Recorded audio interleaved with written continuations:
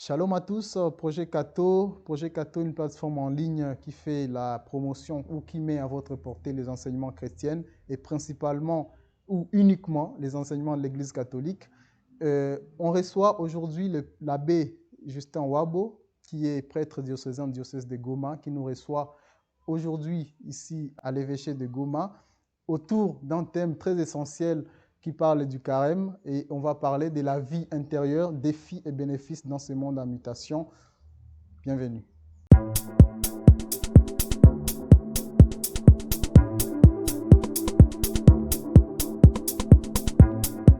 Projet Cato, pour l'instant, on reçoit le père Justin.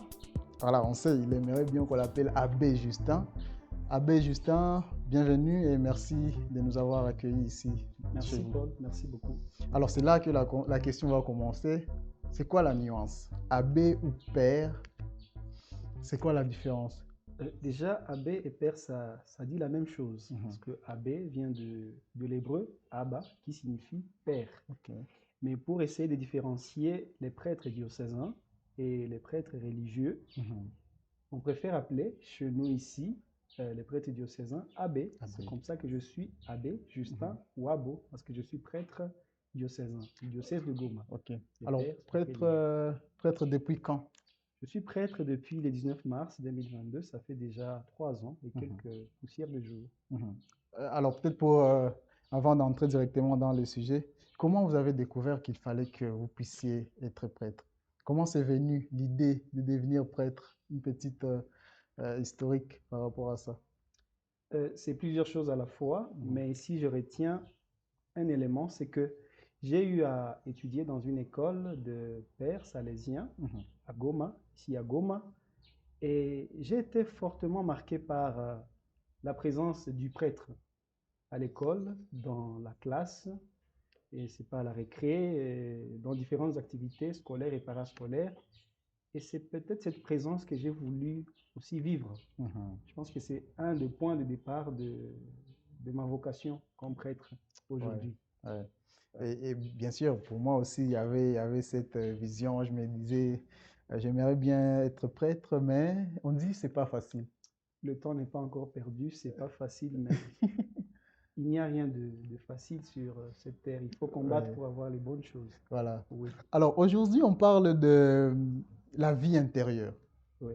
Alors c'est le grand thème, mais on va essayer un peu de canaliser ça dans le cadre du carême et beaucoup plus de la semaine sainte, parce qu'on Oui. va essayer un peu de comprendre les mystères, si on peut dire comme ça, ou qu'est-ce qui s'y passe exactement la semaine sainte. Alors on a déjà une première question pour vous. Comment la suractivité et les bouts du monde moderne nous éloignent de la prière du silence intérieur, à l'image des disciples distraits avant la passion du Christ? Oui, le fait même d'évoquer cette distraction à la veille de la passion de Jésus dit tout de ce que vous posez comme question. En fait, c'était le moment favorable, l'événement principal de l'histoire de notre humanité qui se passait, pour lequel les disciples devaient être les plus concentrés. Et pourtant, ils ont été distraits, ils ont semblé être distraits, ils ont failli rater cet événement. Il a fallu que Jésus y revienne, surtout avec les apparitions du ressuscité, que Jésus y revienne pour réveiller leurs intelligences à, à écouter ou à comprendre les Écritures. Vous vous rappellerez bien de l'épisode des disciples de Maïs. Et Jésus essaie de revenir sur certains éléments non compris par les disciples. En fait, c'est cela même. Jésus venait de dire sur la croix que tout était accompli. Malheureusement, il n'avait presque rien compris de tout ça. Et dans la suractivité, comme vous l'avez dit, dans le quotidien, notre quotidien rempli de bruits qui nous stressent, qui nous fatiguent jusqu'à nous épuiser, il arrive facilement que nous perdions l'essentiel, immergés dans la course à la vie, au bonheur. Nous perdons parfois nos repères, nos vrais repères. Et pourtant, nous passons parfois à côté. Et le disciple, c'est celui qui suit le maître, qui l'écoute et qui est à ses côtés et qui lui parle.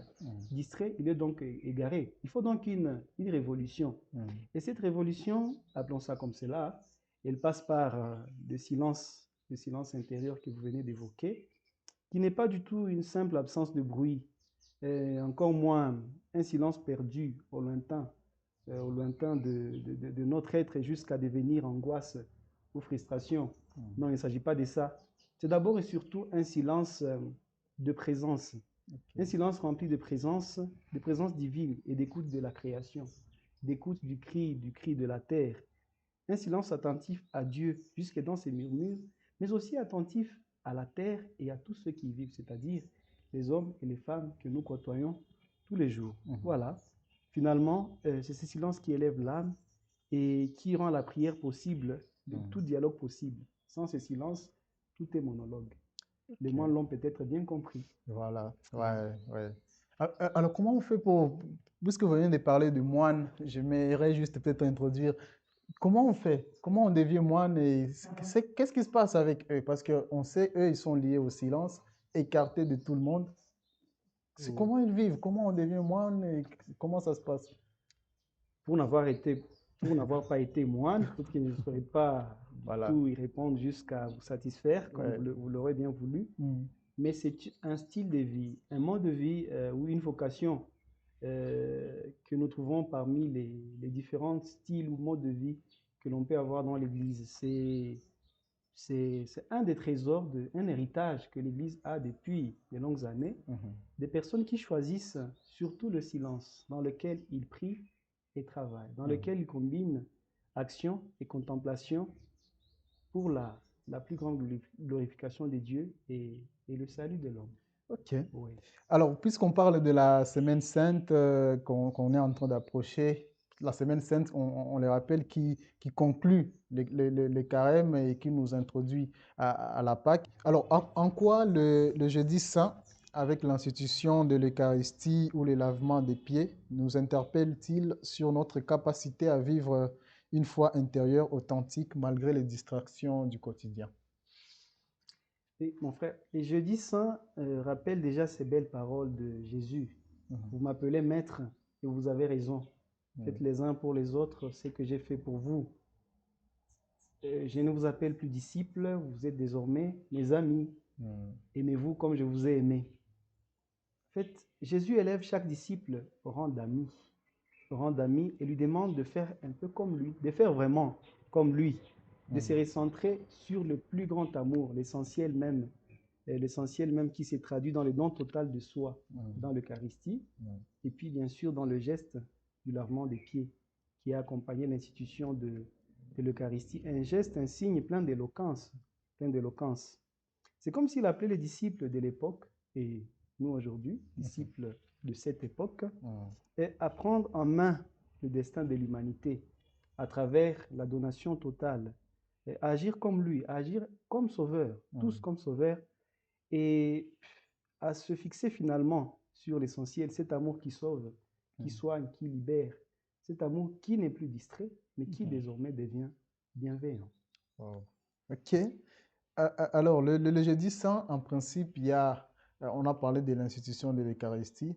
Est-ce que c'est par là que l'Église a aussi pris, je ne sais pas, comme exemple, puisqu'on le répète à chaque messe, prenez et buvez-en tous, prenez et mangez-en tous. C'est par là que ça a commencé, avec l'Eucharistie, au niveau de l'Église.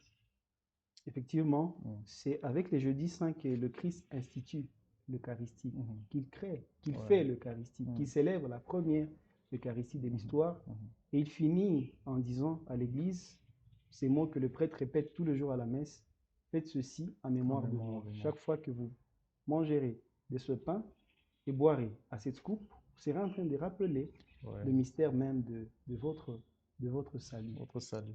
En bref, c'est le Christ qui célèbre la première messe. C'est le Christ qui célèbre la première messe, qui l'institue et qui nous en donne le mandat. Voilà. Et alors, si on peut parler un peu du vendredi saint, qu'on appelle jour du silence, de la souffrance du Christ, nous rappelle-t-il à affronter nos propres épreuves intérieures avec foi et persévérance, ce vendredi saint-là? Le vendredi saint, déjà, commence, c'est une célébration qui nous laisse tous perplexes et bouche bée. Déjà, la façon dont la célébration commence, dans un silence absolu, la prostration, les lectures choisies pour la Passion, euh, la prière universelle englobante. Mhm. Il y a aussi la vénération de la croix, le signe ou le symbole du jour. Tout cela nous amène dans une atmosphère qui pour certains ressemblerait à un deuil, bien Mhm. que ce n'est pas un deuil. La mort d'un héros, même dans nos cultures, Mhm. constitue un motif, un point de départ important pour la vie de la société. Mhm. Alors si Jésus meurt ce jour-là, nous sommes appelés à célébrer plutôt notre foi dans la persévérance. Ces jours, la foi et persévérance ne font qu'un. Mhm. Le pape Jean-Paul II parle de la souffrance dans une lettre apostolique, Salvi Fici Doloris. Et là, il dit que à travers la célébration de la passion du Christ, la vérité de l'amour est prouvée dans la vérité de la souffrance. Mhm. La vérité de l'amour est prouvée Ouais. par la vérité de la souffrance. Le Christ souffre réellement, mais il souffre d'une manière substitutive. Le Christ est substitut à notre souffrance. Mhm. Il a pris notre condition, même dans la souffrance et dans la mort. Mhm. Et devant un don pareil, un si grand don, on ne Mhm. peut que lui faire confiance. Ouais. Alors le Christ, lui, qui est, on doit le dire, qui est Dieu et homme en même temps, il aurait pu, bon, selon ce que certaines personnes disent, il aurait pu faire mieux pour ne pas souffrir. Et puis après, comme c'est un Dieu, il pouvait faire autre chose. Et puis après, il n'aurait pas pu souffrir. Est-ce que c'était important qu'il souffre, étant donné qu'on savait, je ne sais pas si c'était ce qui devrait confirmer son amour pour nous, un Dieu souffrir. Pour moi, ça me fait peur quand j'entends ça. C'est ce qui fait que j'ai peur les vendredis saints. Il y a des frissons dans la célébration ces jours-là. Un Dieu qui meurt pour moi, pour mes péchés. J'ai peur pour moi personnellement. Oui. Oui. Là, je pense que la souffrance de Jésus, le vendredi saint, que nous célébrons vendredi saint, déjà qu'on la célèbre, Mhm. c'est une passion, Ouais. sa passion. Mais Mhm. la passion de Jésus, c'est une compassion pour l'homme. L'on compatit avec quelqu'un, l'on compatit avec le prochain en faisant en faisant de sa souffrance la nôtre. Mhm. En fait, Jésus a choisi d'assumer notre condition, de passer par ce qui nous fait peur, comme ça Mhm. vous fait peur, ça Oh. vous frustre, Ouais. de passer par ce qui nous fait peur pour mettre hors d'état de nuire cette peur qui nous emprisonne. Mhm. Jésus a choisi de passer par ce qui nous fait frissonner, s'il faut prendre votre terme, Mhm. de choisir ce qui semble nous anéantir pour nous dire que la mort n'a pas le dernier mot sur nous. Ouais. La mort n'a pas le dernier mot sur nous. Il y a une vie après la mort. Mhm. Il y a la résurrection. Ouais. Ouais. Alors, peut-être une petite question, parenthèse. Comment un chrétien devra se comporter ce jour-là, le vendredi saint? Le vendredi saint, le chrétien est appelé à vivre le mystère. Mhm. Vivre le mystère, ça signifie entrer en plein dans cette célébration. Mhm. Entrer en plein dans ces dons total, cet amour merveilleux à travers lequel le Seigneur s'exprime en prenant sur lui nos douleurs, en se chargeant, tel un serviteur, comme on l'appelle, serviteur souffrant, Mhm. en se chargeant de ce qui devait nous charger, nous. C'est vraiment un jour où on devrait entrer avec un cœur plein d'action de grâce, un Ouais. cœur plein de confiance. C'est par rapport au samedi saint. Oui. Euh, D'abord, peut-être pour commencer, avant de poser la question, personnellement, je ne comprends rien du samedi saint. Il y a un calme, il y a, par exemple, je ne sais pas si je me rappelle bien, l'Eucharistie n'est plus, on l'enlève de là, on part, le Saint-Sacrement est parti, Oui. la messe, je ne sais pas si je me rappelle bien, la célébration se termine dans les suspens, on ne nous dit pas que c'est fini. J'aimerais comprendre un peu les samedis saints. Comment ça se passe? C'est comment les samedis saints? Le samedi saint, c'est le jour de la veillée pascale. Voilà. Mais Jésus est au tombeau. Ouais. Le roi dort, le roi s'endort, comme nous disent les pères de l'Église. Le roi s'endort et nous sommes appelés à observer ce silence, Voilà. comme pour respecter la volonté du roi. Voilà, si l'Église entre dans cette mouvance de silence, si l'Église entre dans ce cadre qui peut-être est déconcertant pour l'un ou l'autre, c'est pour faire soi, vivre le mystère de manière pleine. C'est pour l'accueillir dans la façon dont le Christ lui-même Lui-même a le voulu souhaite. nous le Oui. donner. Mhm.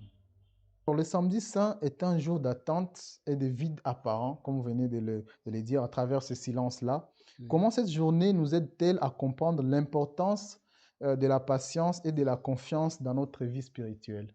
Oui, oui, la confiance. Mm. Vous savez, cela me fait penser à un psaume que l'Église choisit pour des heures de nuit, pour la Mm. prière des complis. Mm. Tu ne peux m'abandonner à la mort, ni laisser ton ami voir la corruption. Je pense que nous le prions chaque jeudi, Oui. dans la nuit, avant de s'endormir. Mm. Je pense que ces paroles ont résonné dans le cœur de Jésus, tout juif qu'il était, et durant sa vie, mais surtout durant son chemin de croix. Durant son chemin de croix, sa crucifixion, mais aussi avant sa mise au tombeau. Mm. Jésus est celui qui a fait confiance au Seigneur, à Dieu, à son Père, qui ne peut l'abandonner à la mort, qui ne peut le laisser se perdre éternellement. Voilà, le samedi saint, c'est un jour qui nous invite tous à entrer dans cette dynamique Mm. d'abandon total entre les mains de Dieu, d'abandon entre celui en qui nous faisons confiance. Ce vide, c'est vrai, il est apparent, comme vous le dites, mais c'est effectivement cette attente, ce désir qui est appelé à être comblé. Mhm. Saint Augustin, lorsqu'il parle d'un tel vide, de ce vide, il nous dit que c'est un vide qui creuse le désir de l'âme à rencontrer le miracle, le grand miracle de notre salut, la résurrection de notre Seigneur Jésus-Christ. On va peut-être revenir encore sur le jeudi saint, parce que c'est parmi les 3 jours du Triduum Pascal, qui est un jour tellement, je ne dirais pas essentiel que les autres, mais c'est un jour où, en tout cas, on devra plus axer notre regard. En quoi l'expérience du jeudi saint nous rappelle-t-elle que la prière et l'adoration nous fortifient intérieurement à l'image du Christ à Gethsémani? Ah, vous savez, Paul, les jeudis saints, c'est la veille de la Passion, c'est la Voilà. veille du vendredi saint. Mm. Jésus a célébré l'Eucharistie, il a lavé les pieds de ses disciples, et là, il va en prière. Mm. Il va en prière. L'Évangile nous en parle. Évidemment, avec un cœur triste, hein, un cœur angoissé devant la mort. Peut-être aussi devant la trahison. Voilà. La trahison la trahison qui est venue de l'un de ceux Voilà. dont il a lavé les pieds. En pareille circonstance, il avait besoin d'une présence fidèle.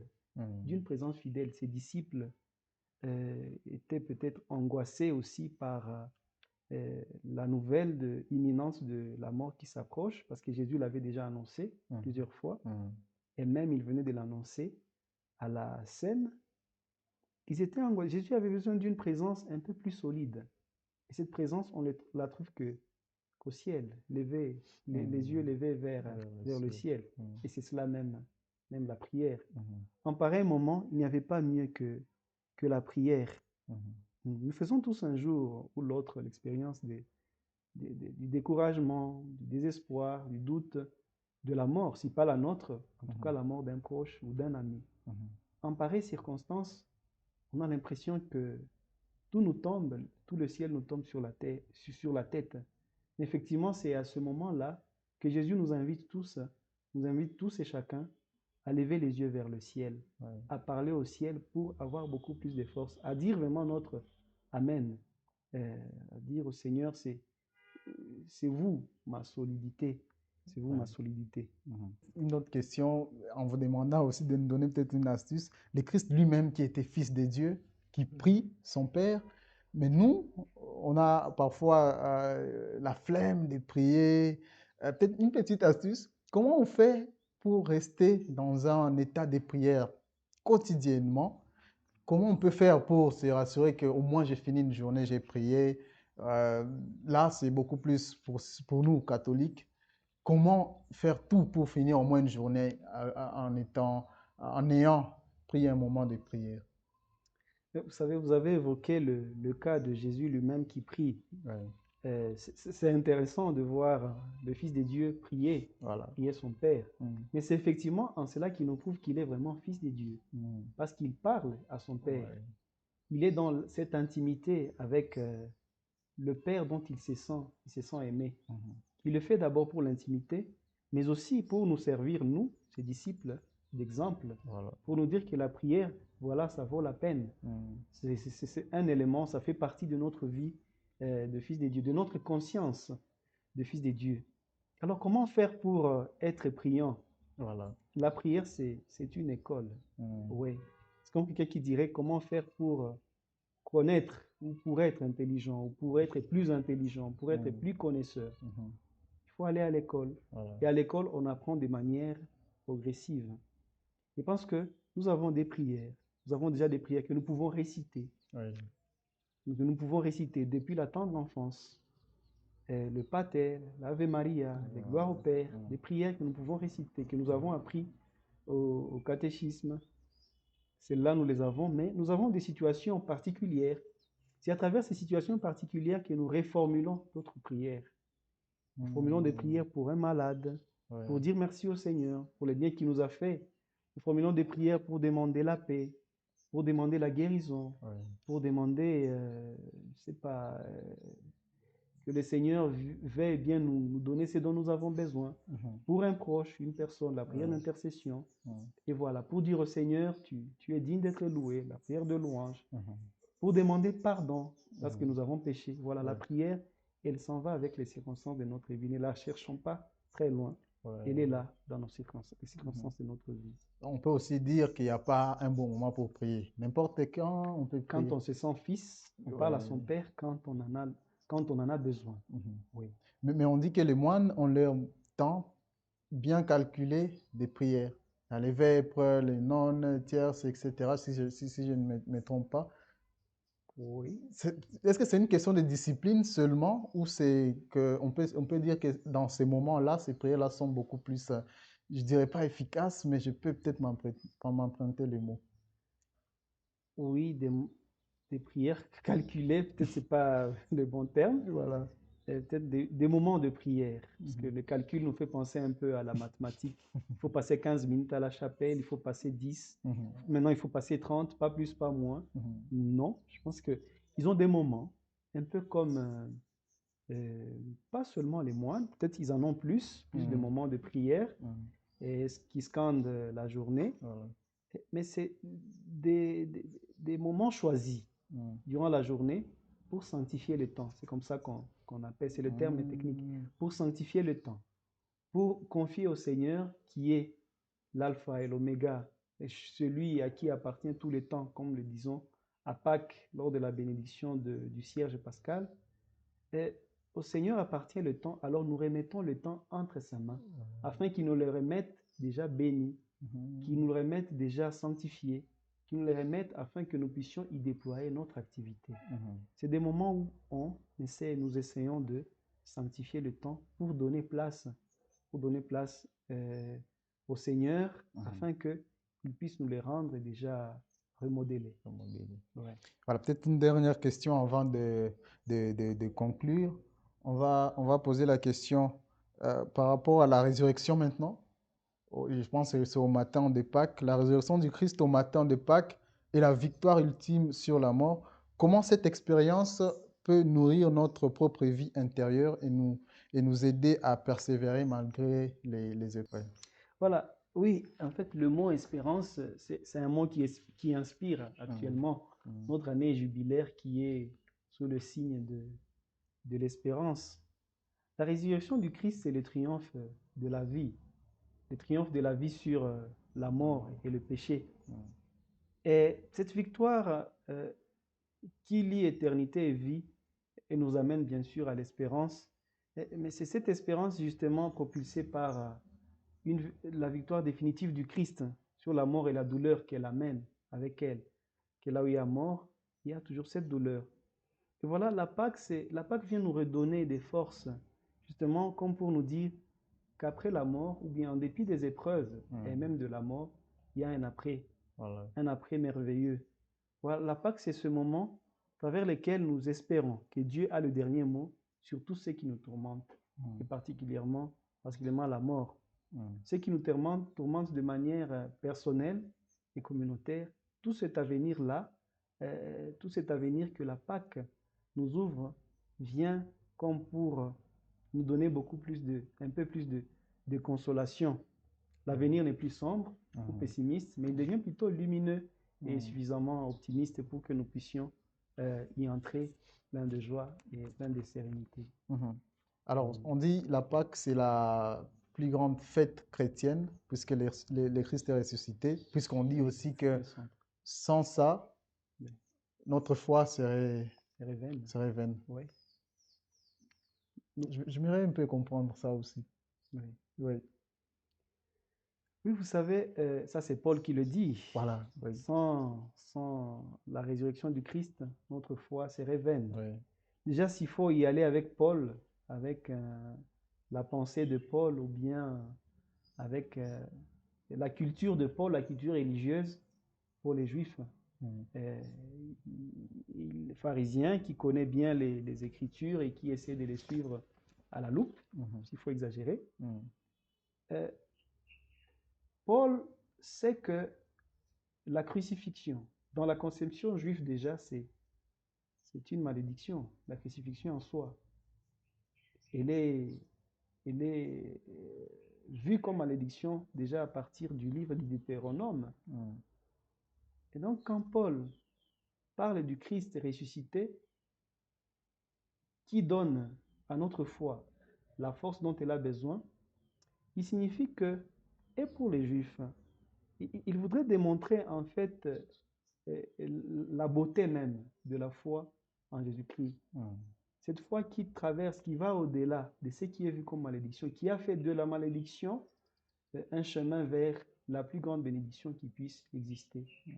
Donc la résurrection de Jésus est cet événement central même de notre vie chrétienne à travers lequel le Christ a prouvé qu'il n'y a plus rien qui aura le dernier mot sur la vie des fils et des filles de Dieu. Qu'il n'y a aucune malédiction qui ne sera pas vaincue, parce qu'il a vaincu de manière, disons, dans une souffrance atroce, il a vécu, il a vaincu, voilà, en passant par une souffrance atroce, il a vaincu cette malédiction qui effectivement nous terrifie. Voilà. Et c'est cela même qui fait renaître la foi comme réponse à cette révélation magnifique du Dieu qui sauve et qui sauve au-delà de nos attentes, au-delà de toutes les limites que nous pouvons poser. Alors, on va peut-être terminer avec, avant peut-être que vous puissiez donner votre conclusion pour finir. On va parler un peu de la Vierge Marie qui voit son fils sur la croix, qui est en train de mourir et qui lui dit, voici ta mère, fils, voici ta mère, voici ton fils. Qu'est-ce que ça nous dit, la Vierge Marie, le Christ qui nous laisse la Vierge Marie? Quelle serait notre attitude face à l'image de la Vierge Marie? Pourquoi beaucoup de gens peut-être certains non-catholiques, ont du mal à donner plus de poids à la Vierge Marie? Pourtant, le Christ lui-même qui nous l'a laissé comme mère. Oui, c'est le moment compte, le moment, les lieux, le temps et l'espace. Le temps et l'espace. Jésus est sur la croix, il est sur le point de mourir. Il est sur le point de mourir, et là, ces gens qui nous parlent dans son évangile, il dit, il commence par la Vierge, Voilà. Femme, voici ton fils. Et c'est après qu'il se tourne vers les disciples pour lui dire, voici ta mère. Ce n'est pas gratuit de commencer par la Sainte Vierge. Cette responsabilité de la Vierge d'accompagner le disciple que Jésus aimait, elle incombe d'abord à la Vierge. En fait, cette responsabilité commence par elle. C'est à la Vierge qu'il confie d'abord le disciple avant de confier le disciple à la Vierge. C'est vraiment significatif. Et en parlant du lieu et du temps, Jésus est sur la croix. C'est la dernière volonté, c'est l'une de ses dernières volontés. Exact. Et vous savez que quand quelqu'un nous quitte, ces dernières volontés ont beaucoup plus de poids. Quand une personne s'en est allée, on se rappelle surtout de ses dernières paroles, de ses derniers actes, de la dernière photo qu'on a eu à prendre avec elle. Et voilà, si Jésus le dit, c'est que il voudrait y insister. Il voudrait que ces souvenirs demeurent dans les cœurs de tous ses disciples. Le souvenir de la Sainte Vierge. Donc, si nous nous souvenons, si nous prenons la Sainte Vierge et comme mère, nous sommes en train de réaliser une des dernières volontés de Jésus avant de passer de ce monde à son Père. Voilà. Donner à la Vierge Marie une place de choix, c'est un peu accepter de dire oui à cette dernière volonté, à l'une des dernières volontés du Christ pour nous qui sommes ses disciples. Si nous croyons que nous sommes ses disciples, eh bien, cela ira de soi. Alors, notre parenthèse, en tout cas pour terminer, le beau larron qui a la chance, à la dernière seconde de sa vie, d'avoir la grâce. Alors, lui, il a la grâce que peut-être nous autres, peut-être on devra passer par le purgatoire et tout, mais lui, le Christ lui dit, ce soir même, on sera ensemble. Pour ces gens-là qui désespèrent, qui arrivent à ce moment où ils se disent, moi, en tout cas, c'est terminé pour moi et tout, et ils se disent, peut-être je n'aurai pas la grâce d'être pardonné, qu'est-ce qu'on peut leur dire? En prenant l'exemple du bon larron qui trouve la chance à la dernière seconde. Oui, chance ou grâce, Voilà. ça rime déjà et ça dit presque la même chose. Je prends ça pour une grâce, parce que le bon larron, il est crucifié avec Jésus, il est à ses côtés, il est en train de purger sa peine, comme lui-même le dit, sur la croix. Si Jésus lui promet de l'emporter ou de l'emmener avec lui dans son royaume, c'est un peu pour quand Saint Luc écrit ce passage, lui qui écrit surtout sur la miséricorde de Dieu, Saint Luc nous rappelle que, ou bien nous enseigne, parce qu'il faut le prendre comme un évangéliste, il nous enseigne que le salut est possible à tout moment. C'est à tout moment que le Seigneur sauve. Il est un peu comme l'ouvrier de la dernière heure dont parle la parabole. C'est vraiment lui de la dernière heure, de l'heure ultime, qui est appelé à aller dans la vigne du Seigneur. Bien sûr, l'analogie n'est pas du tout correcte, mais c'est cette personne que le Seigneur sauve. Parce que quand le Seigneur nous appelle, c'est pour nous sauver. Que le Seigneur sauve à la dernière minute, au moment où tout semblait perdu, au moment où le sort était déjà décidé, parce qu'il était crucifié pour avoir commis, c'est pas mal de crimes, on ne sait pas lesquels dans sa vie, mais il payait pour ce qu'il avait fait. Et Jésus, innocent crucifié, lui transmet, lui communique son innocence. Comme pour dire, le Seigneur peut nous faire retrouver notre innocence. Le Seigneur est capable de nous ramener, même à la dernière minute où tout semble perdu, il peut nous ramener dans le cœur même de notre Père Céleste qui attend de nous embrasser et de nous ramener au bercail. Wow.